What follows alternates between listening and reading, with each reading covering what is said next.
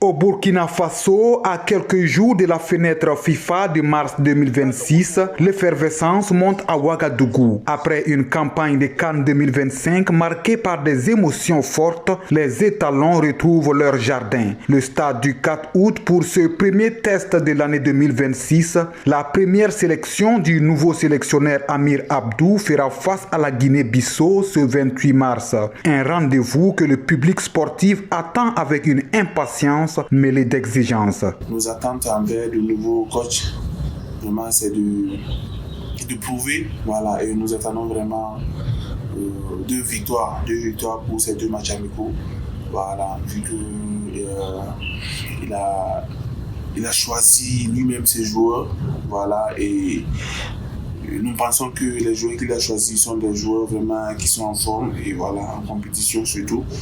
Donc c'est à ces joueurs qu'il a fait appel et nous pensons que dans tous les cas, les deux victoires vraiment, ça doit être vraiment du gâteau.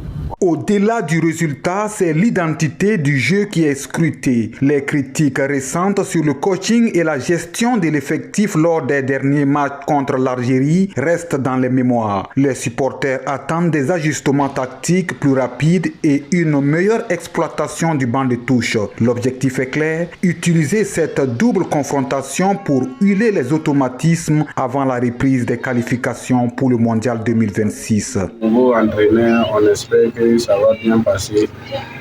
On souhaite la victoire pour les étalons. Par exemple, on peut donner par exemple, je voudrais qu'il marque 3 buts comme ça.